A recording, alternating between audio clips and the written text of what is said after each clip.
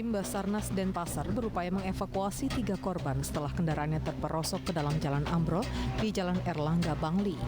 Ada 2 mobil dan 1 sepeda motor terperosok saat melintas di ruas jalan provinsi penghubung Kabupaten Bangli dan Karangasem. Proses evakuasi jenazah terkendala karena kendaraan korban tertimbun reruntuhan aspal jalan dan material longsoran. Di lokasi ambrolnya jalan, kondisi tanah masih sangat labil. Butuh waktu sekitar 5 jam untuk mengevakuasi ketiga jenazah dan dibawa ke RSU Bangli. 3 penumpang mobil bak terbuka yang juga terperosok menjalani perawatan di RSU Bangli. Kendala kami tadi kendaraan tertimbun, jadi kap atas itu pancake, jadi tertekan oleh reruntuhan dari aspal dari jalan.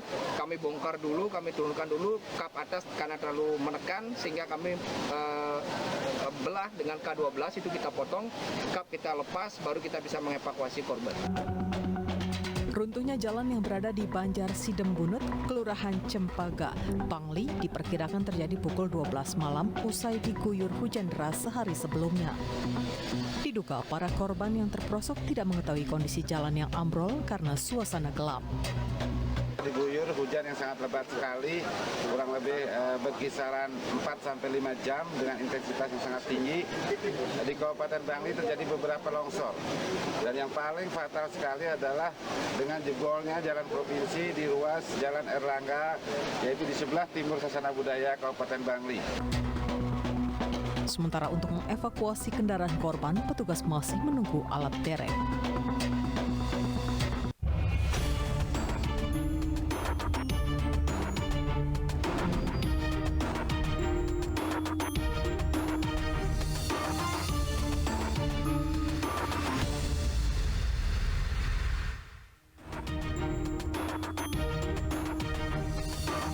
Pemirsa, pembunuhan pemuda yang jasadnya ditemukan di pinggir jalan di Maros, Sulawesi Selatan akhirnya terungkap.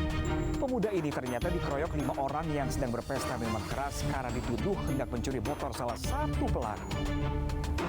Pemirsa, selain kasus tadi selama 1 jam ke depan, Realita juga akan menghadirkan berita-berita kriminal pilihan lain bersama saya Pram Senjaya.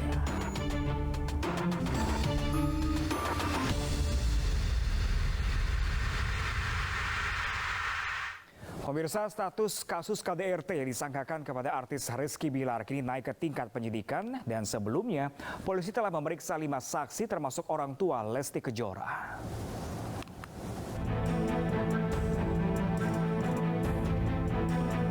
Penyidik Polres Metro Jakarta Selatan telah mengamankan barang bukti berupa CCTV yang berada di TKP kediaman tragedi KDRT Lesti Kejora oleh sang suami Rizky Bilar. Tidak hanya itu, hasil visum pun sudah dimiliki oleh penyidik. Di antaranya, luka memar bagian telapak tangan bawah, lengan kanan, siku tangan kiri belakang, hingga luka di bagian leher depan. Kepolisian juga telah melakukan gelar perkara dengan hasil visum beserta ke-5 saksi termasuk orang tua Lesti, sehingga menaikkan kasus ini ke tingkat penyidikan. Dengan hasil visum dan juga pemeriksaan terhadap 5 orang saksi, kasus ini dinaikkan statusnya dari penyelidikan menjadi penyidikan. Saat ini penyidik telah mengagendakan memanggil beberapa orang lain, diantaranya adalah terlapor Saudara Muhammad Rizky yang mana sedianya kemarin semestinya hadir memenuhi panggilan, namun melalui kuasa hukumnya menyatakan meminta pengunduran pemanggilan atau pemeriksaan menjadi tanggal 13 atau Kamis depan bulan Oktober ini. Sebelumnya Rizky Bilar tidak menghadiri panggilan pemeriksaan dari Polres Jakarta Selatan pada Kamis kemarin. Ia mengutus kuasa hukumnya untuk menyerahkan surat berisi ketidakhadirannya sekaligus meminta penyidik mengagendakan ulang pemeriksaannya menjadi pekan depan. Ya, saat ini memang dia kurang baik, ya kurang sehat. Jadi nggak datang ya, Bang? Nggak datang. Ini surat sedang kita antarkan. Ya, tidak baik. Dia tidak baik, terganggu psikisnya. Psikis sakit berarti ya, Bang ya? Iya. Sebelumnya Rizky Bilar dipolisikan istrinya Lesti Kejora atas kasus kekerasan dalam rumah tangga.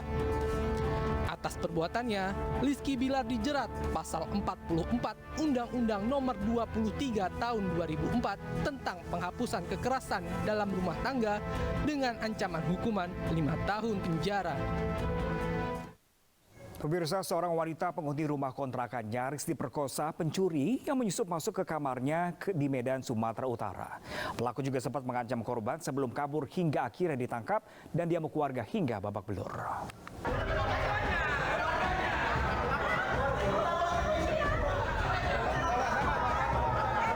Pelaku pencurian disertai percobaan perkosaan ini hanya bisa pasrah menjadi bulan-bulanan keluarga korban di sebuah kantor desa di Deli Serdang, Sumatera Utara. Sementara itu, korban yang datang ke kantor desa langsung histeris lantaran trauma saat melihat pelaku. Meski sudah berusaha ditenangkan, namun ibu korban yang emosi tetap berusaha memukuli pelaku. Sebelumnya, pelaku diketahui hendak mencuri di sebuah rumah kontrakan. Korban yang melihat aksi pelaku sempat berteriak. Pelaku yang panik kemudian menyekap korban dan mengancam menggunakan senjata tajam. Pelaku bahkan sempat mencoba memperkosa namun gagal karena korban melawan yang membuat pelaku kabur dengan membawa ponselnya. Pelaku kemudian diserahkan ke Polrestabes Medan. Polisi menyita satu senjata tajam yang digunakan pelaku saat mengancam korban. Dia masuk dari belakang pintu, masuk dari instalasi macam ada lubang. Habis itu dia mengeluarkan pisau, menodong korban tersebut di perutnya. Habis itu korban mengatakan, saya jangan diapa-apain, ambil aja semua benda yang ada di sini. Tapi pelaku tersebut sambil membuka celana dia. Kita tidak tahu, mungkin ada dugaan kita, di situ adanya pelecehan seksual yang akan dilakukan. Tapi saat ini pelaku sudah diamankan. Dari pelaku juga didapat satu buah senjata tajam jenis pisau, ya. Alat itulah yang digunakan pelaku untuk melakukan pengancaman terhadap korban, ya. Pelaku yang diduga sudah sering beraksi ini kini mendekam di sel tahanan. Ia dijerat pasal pencurian dengan kekerasan dengan ancaman hukuman 12 tahun penjara.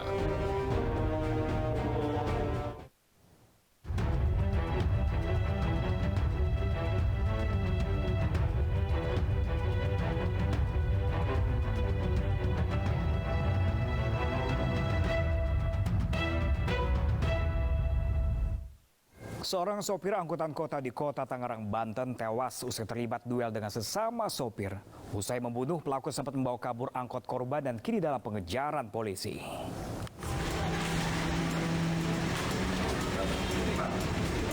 Istri sopir angkutan kota ini nyaris pingsan saat tahu Dery suaminya sudah terbujur kaku di ruang jenazah Rumah Sakit Umum Daerah Tangerang, Banten.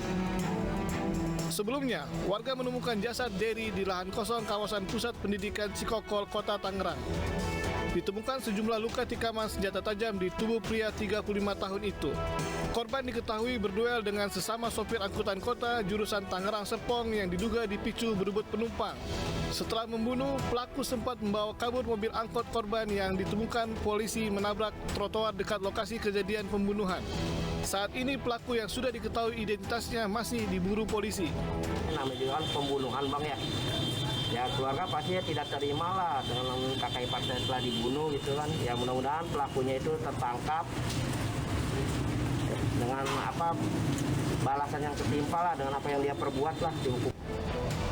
Usai diotopsi, jasad korban kemudian diserahkan ke keluarga yang langsung dibawa ke rumah duka di Parung Panjang, Kabupaten Bogor untuk dimakamkan. Kasus pembunuhan sopir angkot ini ditangani Polres Metro Tangerang Kota.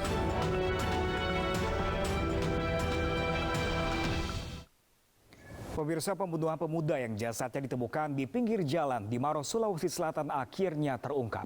Pemuda ini ternyata dikeroyok 5 orang yang sedang berpesta minuman keras karena dituduh hendak mencuri motor salah satu pelaku.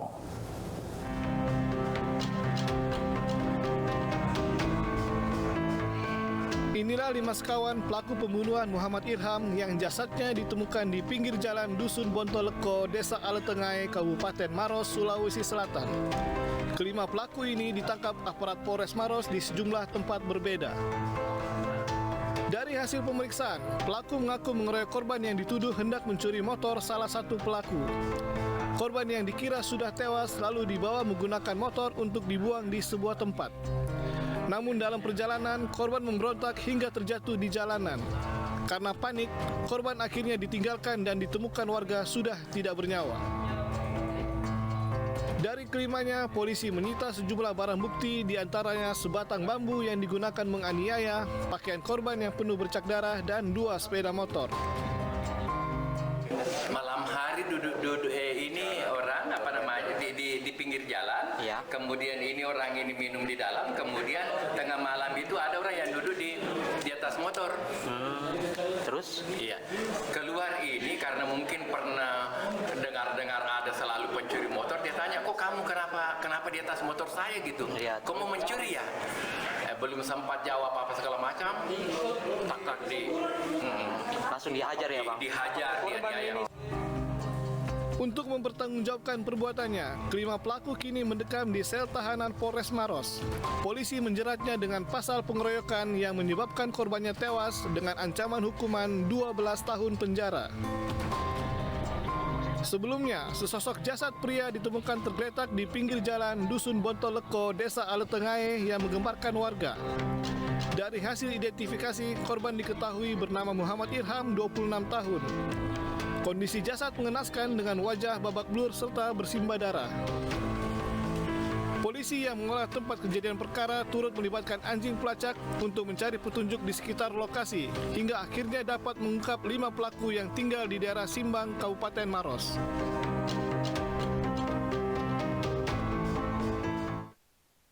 Tidak kuasa menahan amarah, seorang suami di Lumajang, Jawa Timur menganiaya selingkuhan istrinya hingga nyaris tewas. Pelaku kesal korban sudah menjalin cinta terlarang dengan istrinya lantaran korban diketahui menjalin cinta dengan istrinya sebulan terakhir ini.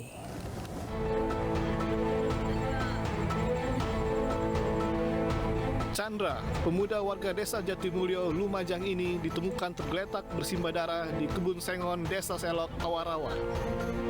Chandra yang tidak berdaya kemudian ditolong warga yang membawanya ke Rumah Sakit Umum Daerah Pasirian, Lumajang. Pemuda 30 tahun ini mengaku baru saja dianiaya seorang pria bernama Horiyanto. Tidak sampai 24 jam usai kejadian, polisi yang mendapat laporan kemudian menangkap Horiyanto di rumahnya.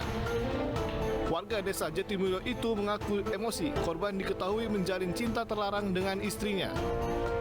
Pelaku yang melihat korban jalan sendirian lalu dicegat dan langsung dianiaya menggunakan senjata tajam yang sudah dibawanya.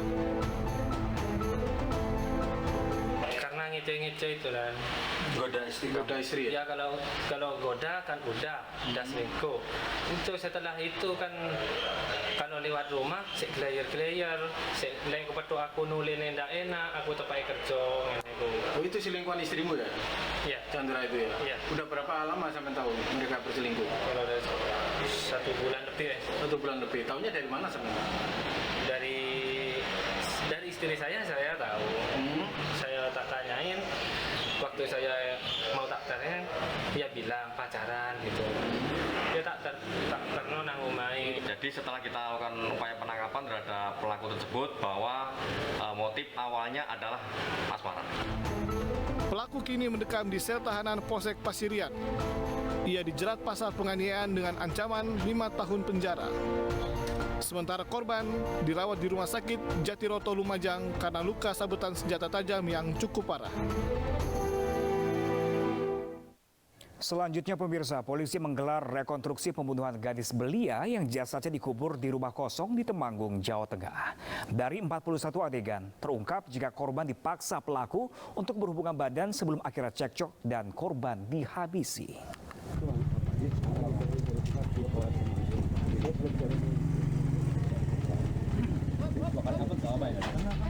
Polisi menggelar rekonstruksi pembunuhan gadis belia yang jasadnya dikubur di halaman rumah kosong Dusun Bekal, Desa Campurejo, Tretes, Kabupaten Temanggung, Jawa Tengah. Peran tersangka yang masih di bawah umur digantikan orang lain, sementara tersangka menyaksikan jalannya rekonstruksi melalui layar televisi di Polres Temanggung. Rekonstruksi berjalan dengan 41 adegan. Dan dari reka ulang ini terungkap jika korban dipaksa pelaku untuk berhubungan badan usai keduanya mabuk tuak. Namun karena tidak mau bertanggung jawab, pelaku nekat membunuh korban yang baru dipacarinya selama 3 bulan. kita perankan sebagai pengganti, kemudian tersangka secara langsung bisa melihat, memonitor rekonstruksi ini melalui layar TV. Kita komunikasikan apakah adegan ini sudah benar atau belum. Kita tanyakan kepada pelakunya langsung. Kenapa nggak bisa tersangka nggak langsung dan? Karena tersangkanya. Ya, temuannya adalah bahwa keterangan tersangka match dengan TKP, match dengan keterangan saksi. Sudah. Rekonstruksi ini mendapat perhatian warga sekitar lokasi kejadian hingga mendapat pengawalan ketat polisi. Sebelumnya jasad gadis belia ditemukan mengenaskan dalam kondisi terkubur di belakang rumah kosong Dusun Bakal, Desa Campurjo, Tertep, Temanggung. Jasad korban dikubur di tempat tersebut untuk menghilangkan jejak. Namun lubang yang tidak terlalu dalam membuat salah satu bagian tubuh korban terlihat hingga ditemukan warga yang langsung melapor ke polisi. Ditemukan luka jeratan di leher dan tangan korban. Usai diotopsi, jenazah korban kemudian langsung dimakamkan di pemakaman umum yang tidak jauh dari rumah duka. Korban merupakan anak tunggal yang dilaporkan menghilang oleh keluarga sejak 20 September lalu. Korban pergi tanpa pamit sejak pagi, namun pada sore harinya korban sempat mengabarkan sedang bersama pacarnya. Korban mengaku mau pulang, namun dilarang oleh pacarnya dan setelah itu korban tidak bisa dihubungi lagi.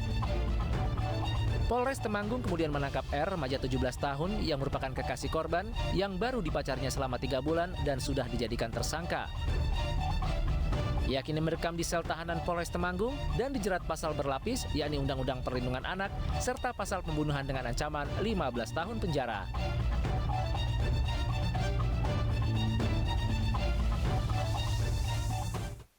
Ya, pemirsa, menghilangkan nyawa bukan menjadi solusi untuk meredam emosi.